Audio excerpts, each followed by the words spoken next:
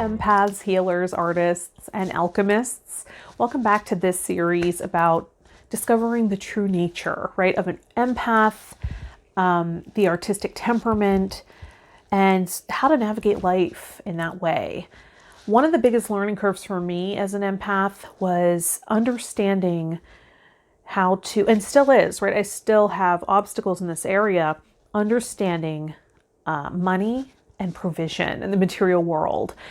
And one of the reasons that is for people on a spiritual path, healing path, someone who is more inclined spiritually, is that, first of all, there's been a huge disconnect in the collective as far as spirituality and material possessions, right? But also because we are more inclined to be connected to the infinite, the limitless. And as you may be all too familiar with money and provision, there are limits, right? That is a limited resource. So how can we own that part of our lives and optimize it? And, my work has really been leaning more towards alchemy and manifestation. Alchemy being transformation, right? Which is what healing's all about. Transformation for an artist, we're doing that all the time. We're transmuting all the time and working on refining what's going on in the subconscious mind so that we're not sabotaging ourselves anymore and open to receive the abundance that's out there. Something that's really been helping me is looking at affirmations, not for affirmation's sake, because I do think there's more to it than just repetition, right? To override thoughts. I think manifestation is about feeling. It is about imagination, putting ourselves in the resonance. And that, we have an advantage in that because we're so connected to creative ideas, creative intelligence, and imagination. And as artists, as empaths, as healers, we have to suspend disbelief a lot. So we're strengthening this muscle all the time. What affirmations have helped me do is look at where I might have limiting beliefs. If I hear an affirmation and I think, you know what, I'm not thinking that way, or, oh, okay, good point. I wasn't thinking about that. So I wanted to read a list of 15 affirmations around money that from this book I bought at one of my first jobs in New York City, East West Living. It was a metaphysical bookstore, cafe, yoga studio. It was a magical place. And I learned a lot about spiritual tools, metaphysics, and met really cool people. We started taking book donations and selling what we called re-spirited books. And this was the one I bought, Money is My Friend, by Phil Lout, I believe is how he pronounces his name. I don't know if this is still in publication, but it's a great book if you can track it down. And he wrote 15 affirmations in here. I just wanted to read aloud to you to see if anything resonated, right? You'll have to let me know in the comments if any of these land for you. Money affirmations. Number 1, I deserve to be prosperous and wealthy. How many of us have that worthiness complex where I feel like I need to earn it the hard way? For some reason, I feel like I came down here and felt like I have to put in a heck of a lot of effort to get, minimal results as far as money. And I think we can do better than that, right? If we really own that we're here to do good and we deserve to be fairly compensated for that, or even generously compensated for that, because we've, not just because we have good intentions, but so that we don't have that guilt of prospering, right? And then 2, I deserve to be paid for enjoying myself, right? Why do we associate hardship and difficulty and suffering with work sometimes? I don't know if you do. I don't want to put words or thoughts in your mouth or head. I know I have done that.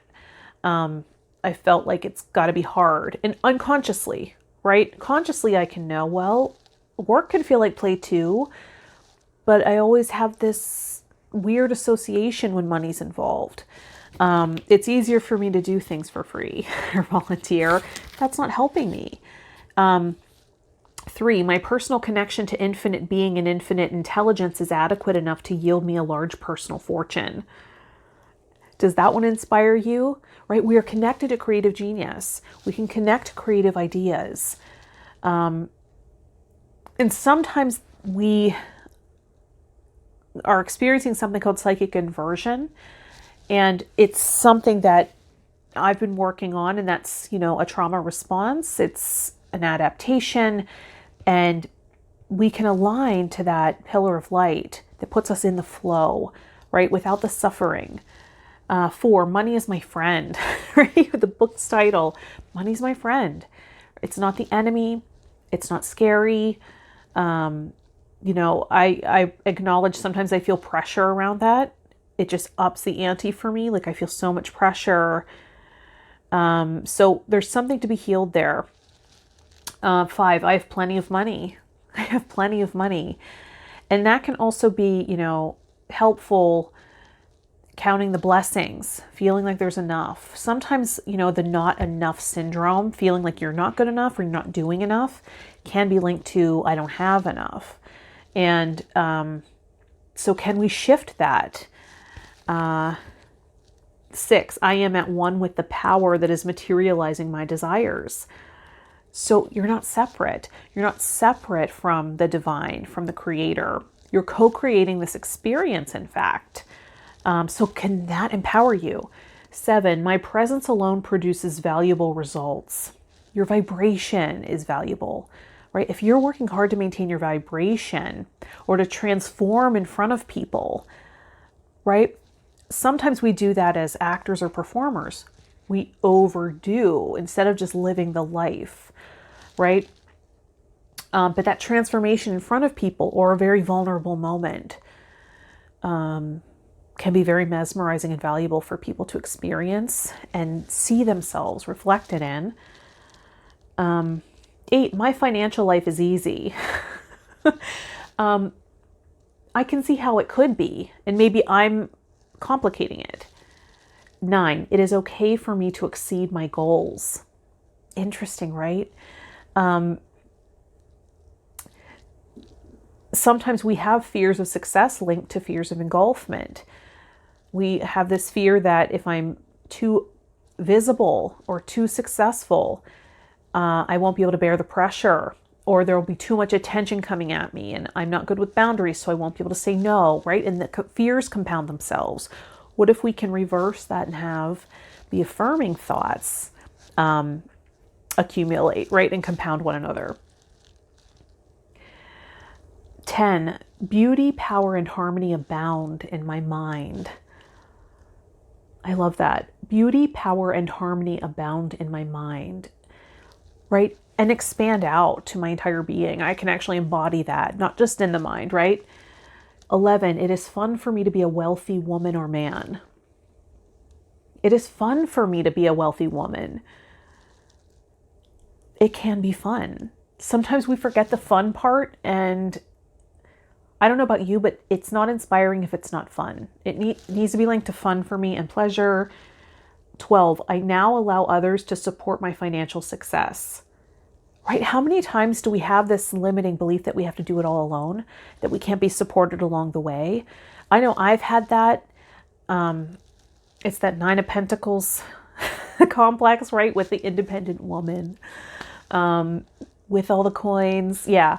I definitely feel like I'm learning this more and more lately, that collaborations are so supportive, that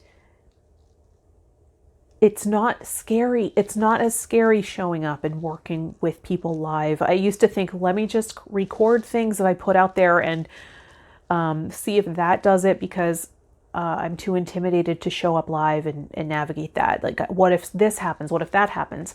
Same fears of performing live would show up. And again, it was so easy for me to show up and perform live for free, right? But when money became involved, all the pressure, I just felt so much pressure.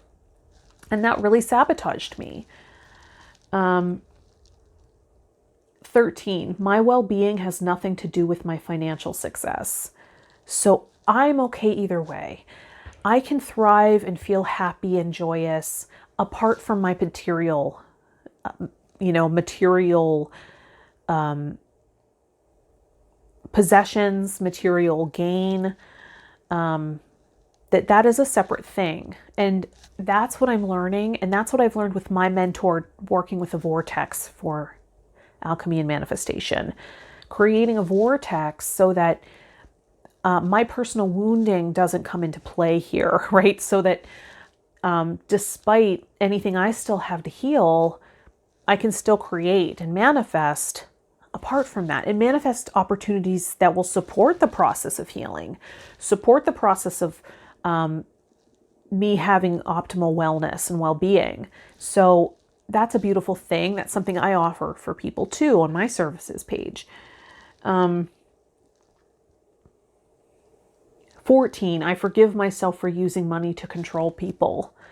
I learned this lesson. This is something I actually, this is an unspoken agreement in my family, passed on from who knows when, right? Unspoken rule, unspoken agreement that because I do all of this for you, or I pay for all these things for you, you don't get to have boundaries, right? Or you don't get to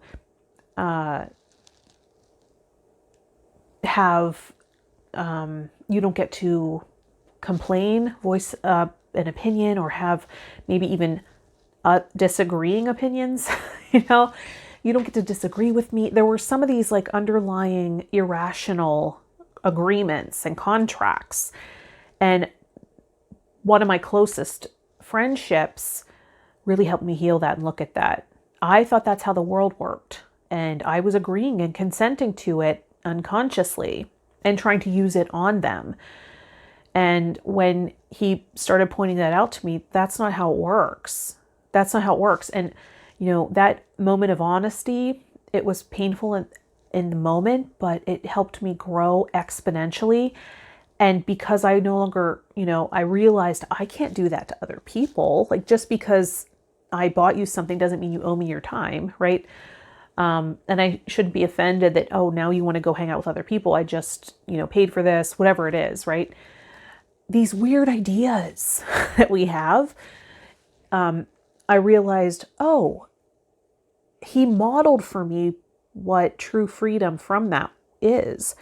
And so it helped me unshackle myself in that way, right? So that I could actually say, that's not true. I can still have boundaries, right? Just because someone offered me something doesn't mean now I'm obligated. It can be, I can be grateful, and maybe my gratitude is the offer back, right? Not my life force necessarily. And then 15, I forgive myself for wasting money. I forgive myself for wasting money.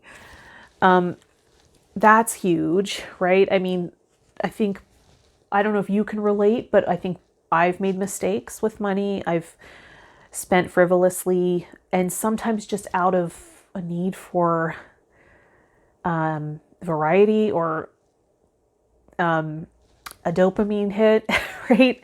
It's like, did I really need that? Maybe not. And so there's part of me that doesn't trust myself.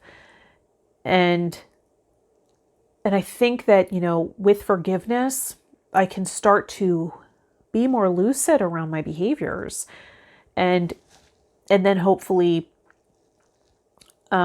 create this more conscious relationship with the value that's represented by money, the consciousness of money. And how does that want to flow in?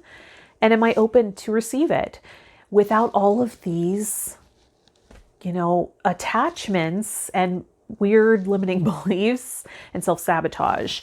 And then, Laura Day, her book, The Circle, she talks about, as part of your process and ritual around manifestation, and this can be pertaining to money, is what she calls new reality through reality tales, creating your new reality, right?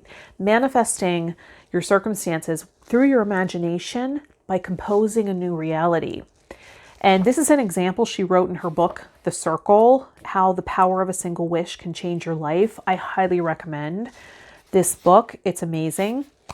And again, right in alignment with the offerings I want to start providing for people. So let me know if you'd be interested in that. I'll actually link my contact list, my email newsletter list in the description here in case you want more information about upcoming events that I'm planning. Maybe a circle for manifestation, meditation, healing, all things artist, empath, healer, alchemist, I really feel so fulfilled and nourished when I work with artists. That's really meaningful work for me because I am an artist and I'm so passionate about the arts, and I feel like artists can be undervalued, certainly underpaid. And so I wanted to read this example that she wrote about a reality tale, right? A reality tale, and it's not just like you're writing it out, just like acting work, right? Just like a performance, you're going to want to embody it in every cell of your being, right? So you have true transformation. That's what happens in performance, right? You embody the the energy of the character or the song, the story, and it flows out of you. Well, this is similar, okay? So I want to read this story she writes about a woman. So she writes, one way to embody your new reality is through reality tales. A reality tale is a story or collection of stories about how your new reality was created. Remember, it already exists. A reality tale is intended only as one possible scenario, not a prediction. For example, let's say a person's new reality is to earn her living through her art. Her reality tale might go something like this. I gave some of my pottery, my favorite hobby, away as gifts. A woman at a friend's dinner party saw a piece that I had made. As it turns out, this person ran the design department for a chain of stores. She asked for my phone number and called me for an interview to design a line of pottery for her stores. Within a few months, I received other offers. I felt secure enough to quit my job at the accounting firm. This step had the added benefit of leaving me the time and energy to go to the gym regularly. After a short time, I was in great shape and more relaxed than ever. At the gym, I met a wonderful man on the treadmill next to mine. We were married later that year and moved into a great apartment that had studio space so that I could work at home. And I thought that was so inspiring, and Laura goes on to say, your tale can be as short or long as you like. You can write every day as a ritual. And then what it's doing is really creating inspiration, organization, and resonance, right? Particularly if you're embodying that story and feeling it, right? So the key is to feel it, to resonate with it. Do you see how it built on itself, right? It wasn't just a finance goal. It was actually doing something you enjoy for money, right? Which is what one of the affirmations in Money is My Friend was about. I can earn money having fun, doing something I love anyway. And then it wasn't just a fitness goal, right? I have all this time, I can go to the gym, right? And then wasn't just a relationship goal that led into the relationship. So I thought that was really inspiring. And then you look for opportunities that will help you realize your wish, right? So, and you're not doing this in a predictive way, right? Like my mentor might say, do a psychic reading for your business or do a psychic reading for your finances or job, not to predict, but just to organize the energy, to sort of declutter the energy as well. You're sort of using that intuitive connection to shine a light there and sort of declutter what's going on. That works great in tandem with your vortex work and decluttering these limiting beliefs. And then as you're investing energetically into this new reality through embodiment, right? Imagining every cell, every atom of your body vibrating as a resonant match to the new reality, and walking around and meeting opportunities to act on that, and even being intuitively guided to do so. Also magnetizing things in that you weren't expecting. This is how we shift reality, and I'm really excited about this topic. I'm really excited about sharing more videos like this and offerings in the future. I'll link Laura's book in the description if you're interested. And I'll look to see if Money is My Friend is in publication anywhere and link it as well. I'm not sure if it is actually. It's an older book here, but I'll see if it is. And also the contact list for my email newsletter, so you can keep in touch with me. And if you're interested in an upcoming workshop I'm planning as far as manifestation, a manifestation circle, whenever we work together, and create a sacred circle to bring these things into reality, it supports that energy for all. So know that I'm on your side, and I'm manifesting right along with you and lending you my energy as well. So thank you for tuning in. Thanks for liking the video and subscribing to the channel. I hope to do more videos like this to support you. Let me know if you were interested in this video, if you'd like to see more manifestation work, alchemy work. And if you'd like a personal session, links will be in the description. I will see you in the next one. Bye.